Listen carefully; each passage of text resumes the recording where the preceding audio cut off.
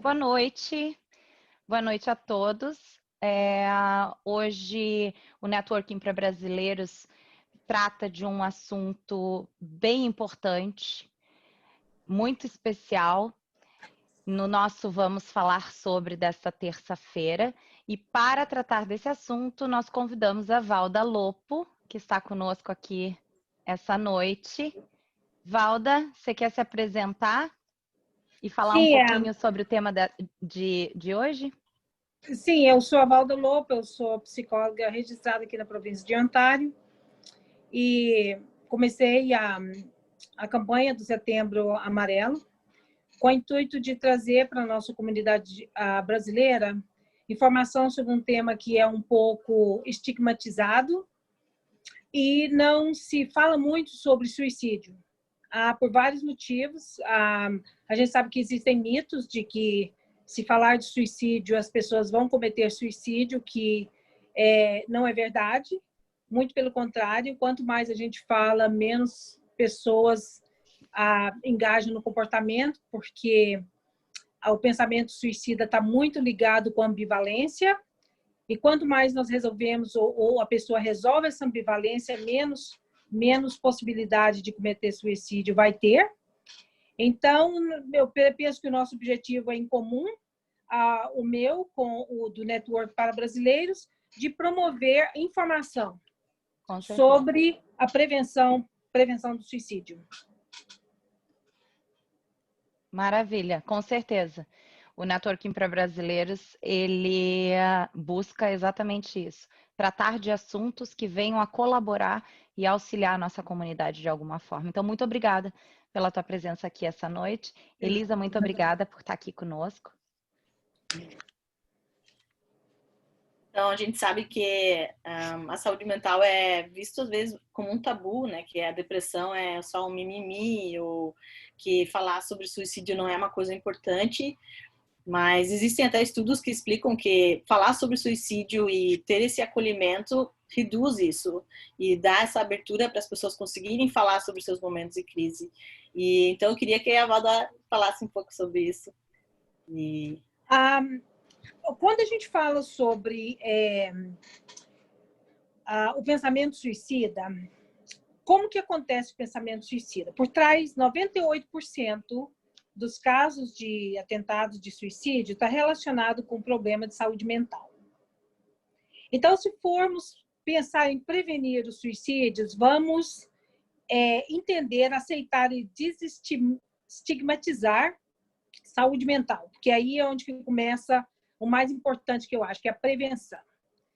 Então, quais são os fatores, quais são os problemas de saúde mental que estão mais relacionados com o suicídio? São os transtornos do humor. Então, o que a gente chama de transtorno do humor está incluído. O suicídio não é só de depressão. Está incluída a depressão, está incluído depressão bipolar, bipolaridade 1 e 2, está incluído casos de esquizofrenia e está incluído distúrbios de personalidade. Está incluído abuso de drogas e álcool e algumas outras doenças, demência, também tem uma porcentagem mais baixa, mas também são outros fatos e outras doenças que levam as pessoas a pensar em suicídio. Então, quando a gente fala nisso, a gente está falando de transtornos mentais. Tá? Então, acho que isso é importante, porque as pessoas às vezes falam suicídio é porque está com depressão. Não é toda pessoa deprimida que pensa em suicídio. Esse é um outro mito, que se eu tenho depressão, então eu sou suicida, ou tenho... Não é.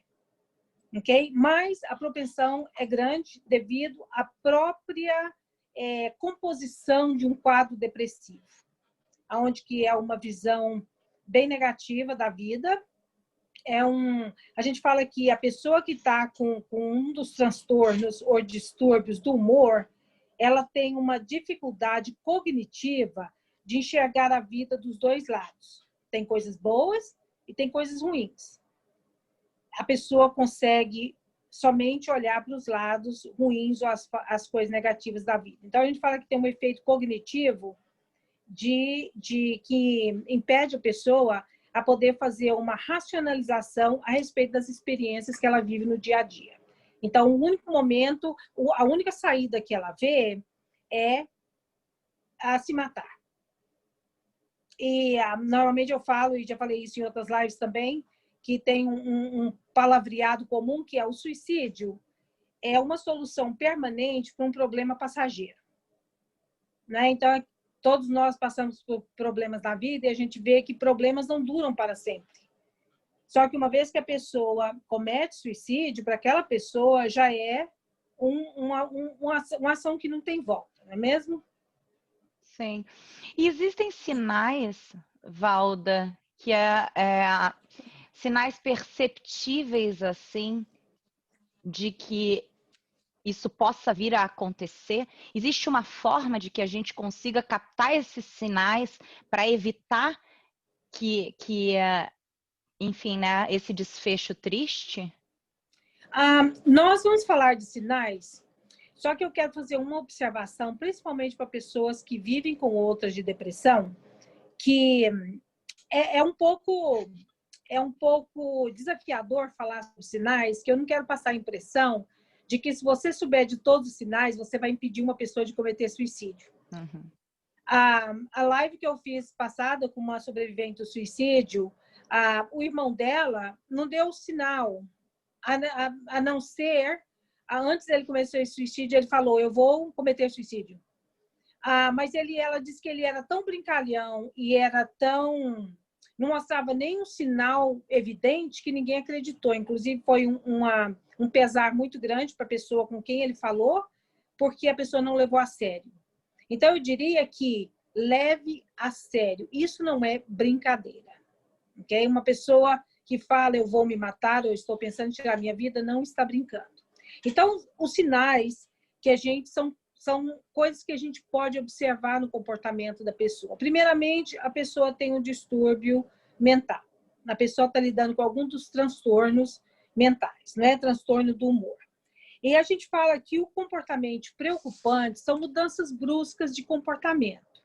Então, por exemplo, se uma pessoa começa a perder peso, começar a ter isolamento social, não fazer as coisas que fazia antes, não cuidar de si. Às vezes a pessoa tem outros problemas na vida que às vezes requer tomar remédio. Você vê que a pessoa para de tomar os remédios, é como se a pessoa já não quisesse mais cuidar de si, retraimento, entristecimento, parar de engajar com as pessoas da família do jeito que fazia antes. Então, todas essas mudanças bruscas de comportamento é um sinal de alerta. Outros sinais de preocupantes são as falas. As falas da pessoa estão mais ligadas a eu sou um peso para vocês, vocês ficariam melhor sem mim, eu já não aguento mais, a vida está difícil de ser vivida, eu gostaria de dormir e não acordar. Então, essas falas, a gente nota que elas vão sendo faladas e vão sendo mais frequentes. Então, esse também é um sinal, okay? De que a pessoa não está bem. E aí as pessoas normalmente me perguntam, ok, então eu vejo o sinal, o que eu devo fazer? O que eu devo fazer se a pessoa que está na minha família ou alguém que eu conheço, um amigo, está falando isso? Eu diria que você escute. Uma das coisas muito ruins para fazer com as pessoas que estão apresentando esses sinais é dizer assim, não, você é nova, você é tão bonita, dorme que isso passa. Ou você não vai fazer uma caminhada. Então, é aquilo que a gente está falando sobre o mito, que é, se falar em suicídio, ela vai cometer suicídio, ou vai ficar pior. Não é assim. A pessoa está precisando que alguém diga para ela, o que é que está acontecendo com você? Me fala. O que eu posso fazer? Vamos sentar aqui um pouquinho, vamos conversar. Me fala do que está doendo, do que está te perturbando. Porque a pessoa, quando está com pensamento suicida, a gente fala que psicologicamente, a pessoa está ambivalente. Ambivalente quer dizer, ela quer morrer, mas ela também quer viver. E essa ambivalência, ela pode ser resolvida quando a pessoa consegue falar sobre a sua dor e sobre a sua angústia. Então, eu diria que dá atenção para essa pessoa, converse com essa pessoa. Em caso de emergência, eu diria que leve para o hospital, chame o 911, né? No Brasil, a gente tem a CVV, que é o número 188, e fique com essa pessoa. Ajude essa pessoa a chegar até um profissional de saúde mental. Então, eu diria que essa atitude é protetiva. Entendi. Então, é tentar, de certa forma, fazer um acompanhamento mais próximo, assim, dando importância para o que a pessoa está sentindo, né? Eu acho que isso que você falou é super, super importante, assim, porque a tendência é que você, às vezes, você não imagina que aquela pessoa esteja realmente passando por algo tão profundo e tão doloroso que você não, de forma não proposital, você acaba minimizando aquele sentimento, né? Como você falou aí, você deu exemplo, você é tão bonita, para com isso, vai dar uma caminhada. Só que a pessoa continua sentindo aquilo e para ela isso é minimizar o sofrimento que ela tem, né? Eu acredito. E não ajuda a resolver a ambivalência. Exato. Muito pelo contrário, reforça a ambivalência de que a vida realmente não tem sentido porque ninguém me ouve, ninguém para. Por exemplo, tem um estudo, eu não lembro quando foi feito, onde que várias pessoas que tentaram suicídio e sobreviveram, muitas disseram que quando aproximou de alguém, só gostaria que alguém tivesse perguntado para ela, para poder eu falar sobre o que eu estava sentindo. Entende? Só bastava uma pessoa ter perguntado, a pessoa estava pronta para poder se abrir, estava pronta para poder dividir a dor e a angústia. A depressão causa uma angústia muito grande. Então, muitas pessoas sofrem de depressão, diz que só quem tem depressão entende o que é depressão. É uma angústia, é uma dor, um sofrimento que a pessoa quer ficar livre daquela dor e daquela angústia. Entende? Então, essa ambivalência pode realmente ser resolvida com esse espaço de que eu estou aqui com você, me fala da sua angústia, entende? Sem tentar dar solução, sem tentar dar conselho, sem tentar dizer, olha, aquilo que a gente está falando, né? Você é tão bonita, assim, não pensa nisso. Então, conversar sobre a dor da pessoa, eu acho que isso é muito importante. Ouvir, né? Sim, sem julgamento. Sem julgamento. Sem julgamento. E sem dar lição de moral. Mas nem sempre a gente consegue, nem sempre, eu acredito, né, que nem sempre você consegue fazer com que a pessoa fale, que a pessoa se exponha na questão do sentimento. E como lidar daí com isso, Valda? Daí você sugere que realmente o melhor seja, à medida que você percebe os sinais, procure essa ajuda, mesmo que ela seja de forma compulsória, assim, levando essa pessoa, conduzindo essa pessoa para um profissional de saúde mental? Sim. Em caso de emergência, não teria outra escolha. Em caso de emergência, se a pessoa tiver ou tiver atentado, ou tiver com os métodos, né? A gente normalmente não fala de métodos em público, porque essa parte aí tem um sentido muito negativo. Aqui a gente está falando de coisas que vão promover e vão prevenir. Então, seria realmente, em caso de emergência, chamar o 911 ou levar a pessoa para o hospital. E se você sente uma certa resistência dessa pessoa, se você percebe os sinais e você sente que essa pessoa tem dificuldade de falar sobre, você está vendo que ela está mais, enfim, né, vivendo aquele sofrimento de forma mais calada, sem compartilhar, e mesmo você tentando se disponibilizar para ouvi-la, o ideal é que você, no momento em que você perceba esses sinais, você busque esse apoio de um profissional de saúde mental, então, né? Sim. A gente diz que não saia de perto da pessoa, não saia de perto da pessoa. Dependendo de caso, retire a pessoa de qualquer lugar que possa haver means ou maneiras de cometer suicídio. Então, a gente fala que é gradativo, né? Existe aquela pessoa que fala sobre eu gostaria de dormir e não acordar, a minha vida não tem sentido, né? Vamos sentar, vamos conversar sobre isso, né? Vamos falar sobre esses pensamentos que você está tendo ou essas falas que você está tendo.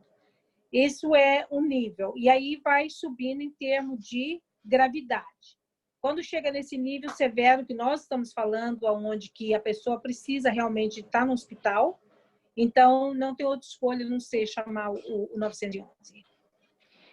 Tá. E como é que funciona aqui no Canadá, Valda, no caso, assim, de pessoas que não têm plano de saúde, que não têm, né, ou condição financeira mesmo de pagar um psicólogo de forma particular?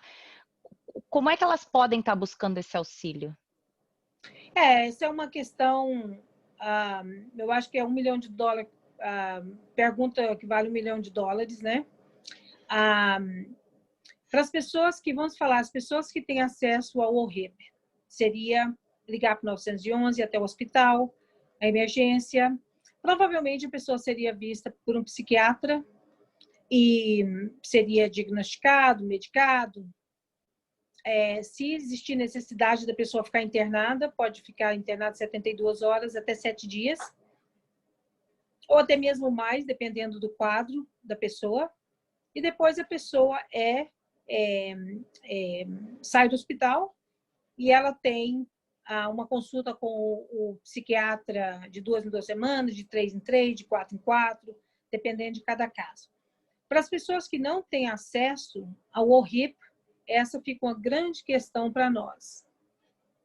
É a crise de saúde mental que a gente tem em Toronto, que tem muitas pessoas, não só na nossa comunidade, mas em outras comunidades também, que estão nessa situação. Aonde ir? Primeiro, se a pessoa, às vezes as pessoas têm aquele medo de porque está sem status no país, medo de ir para o hospital, jamais chamaria o 911. Então, nós, da comunidade brasileira, nós temos uma grande tarefa. Eu falo essa associação, todas as nossas associações na nossa comunidade brasileira têm uma grande tarefa.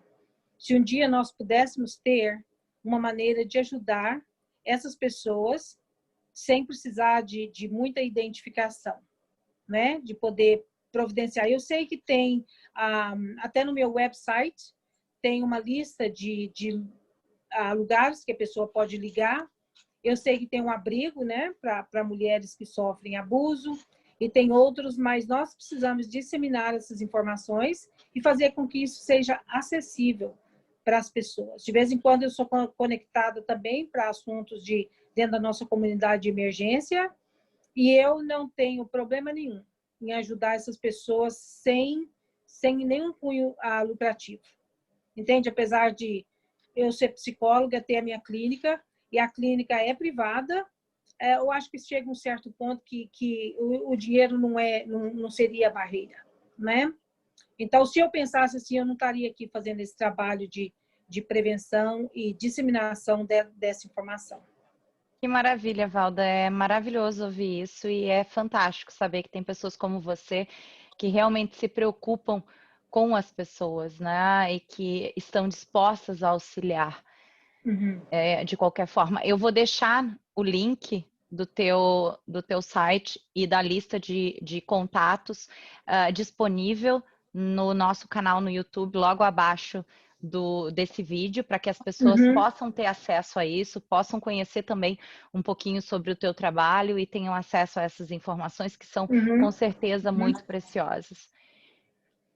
Nós temos a barreira da língua também, né? Nós temos um monte de lugares que as pessoas podem ligar, mas não são todos os lugares. Eu acho que tem 1 ou 2 lugares que tem tradutor, né? Mas se uma pessoa está em uma situação assim, até você ir atrás de um tradutor. Então, assim, nós temos um grande caminho pela frente. Eu falo, nós somos, sou eu, os outros profissionais de saúde mental brasileiros, vocês, o abrigo, todos os lugares que prometem ajudar os brasileiros. Eu acho que a gente tem, na parte de saúde mental, a gente tem um desafio pela frente. Com certeza. Principalmente porque a gente sabe de todas as questões que envolvem o processo de imigração, né? Mesmo o processo legal, onde as pessoas Sim. estão aqui de forma legal, mas a gente sabe que tem todo um período desafiador, né? Principalmente nesses primeiros anos, assim. E às vezes isso acaba, às vezes um problema de questões financeiras, um problema financeiro acaba invadindo a área pessoal né, a tendência é que se potencialize todos esses problemas enfim. Então, o que a gente puder estar fazendo para auxiliar, minimizar de alguma forma e colaborar com a nossa comunidade, com certeza faremos. O que a gente está fazendo hoje já é, eu penso que já é um bom começo, né? Com certeza, com certeza. Elisa, você tem algum comentário, alguma pergunta, de repente, para a Valda? Alguma questão que a gente não abordou aqui durante esse nosso bate-papo ainda? Eu gostaria muito de agradecer, né, pelo conhecimento, pela experiência que a Valda tem, né, e por compartilhar isso. Esse trabalho é muito importante, principalmente para pessoas vulneráveis e que estão em situação de vulnerabilidade. É muito importante ter pessoas que têm condições e que tenham conhecimento, que elas se engajam por outras. Eu acho que isso enfim, é uma missão de vida que as pessoas às vezes sentem um chamado, e eu acho isso muito importante. E realmente ter esse diálogo aberto sobre a dor emocional, sobre transtornos mentais, a gente falar sobre isso é muito importante, porque ele tira um pouco o peso do tabu, ele tira um pouco a vergonha, né? Muitas vezes as pessoas não aparecem porque elas se sentem envergonhadas. Eu não quero ser doente, eu não sou louco. Então ainda existe muito esse estigma, principalmente na cultura brasileira que vem para cá, né? Eles trazem um pouco essa crença desse tabu para cá. Então, eu acho muito importante a gente ter esse diálogo, essa conversa. E como a Valda falou, é muito importante quando você está nessa conversa e quando você percebe alguém que tem um discurso deprimido, que tem um discurso triste, que você consiga demonstrar empatia e não tratá-la como você gostaria de ser tratado, mas tratá-la como ela no momento precisa ser tratada, que é sem desqualificar a dor dela, porque a gente vive às vezes desqualificando as coisas e falando, eu acho, eu julgo, eu penso que você deveria. E é muito difícil a gente sair, a gente tem que começar a cuidar e sair dessa fala e realmente só ouvir o que a pessoa está dizendo, ouvir o que ela está trazendo e acolher isso e não desqualificar a fala. E isso já faz uma diferença na vida das pessoas enorme. Então, sabe, parece uma coisa simples que se as pessoas começarem a fazer, se a gente começar a trabalhar essa conscientização disso, muitas coisas podem ser prevenidas, né? Claro, não tudo, existem várias coisas que só uma conversa não vão resolver, mas já é um caminho, sabe? E é isso que eu tinha para contribuir. Obrigada, Elisa. E existem os canais disponíveis que as pessoas podem buscar ajuda, né? E devem buscar ajuda sempre que se sentirem tristes de forma frequente, como a Valda falou no começo. Então, não espere, né, chegar num ponto desses para pedir ajuda, para buscar ajuda. É importante que essas pessoas saibam que existem canais abertos e disponíveis para elas, para ouvi-las. O Roda de Conversa, como a gente estava conversando inicialmente, que acontece quinzenalmente, é um espaço aberto, onde as pessoas podem conversar e minimizar um pouquinho o sofrimento, né? Ouvindo outras, compartilhando. A Valda está sempre disponibilizando o tempo dela, o conhecimento dela para auxiliar também as pessoas. Então, não deixe de buscar ajuda. É interessante que, quando a gente fala de prevenção de suicídio, a gente fala de acabar com a pobreza, a gente fala de conexão social, igual vocês fazem a roda de conversa. Isso é preventivo. Porque uma pessoa que chega num país que não tem ninguém da família, né, que deixou a sua vida para trás no Brasil e que vem para cá, sentar numa roda e poder conversar sobre como fazer meu resumê, qual o mercado que eu vou atuar, qual escola de inglês que eu vou poder registrar, aonde que é o que eu consigo, isso é prevenção de suicídio. Porque se a gente olha de forma mais aberta, prevenção de suicídio não é só no Setembro Amarelo. É essa formação, é essa conexão da sociedade, né? Então, se uma pessoa chega numa roda de conversa igual vocês fazem, e ali ela tem uma conexão com a ver, olha, o resumê, aonde que eu posso arrumar trabalho, já dá um senso de esperança, e um senso de comunidade, um senso de que não estou só. E só disso nós estamos prevenindo suicídio, estamos prevenindo doença mental.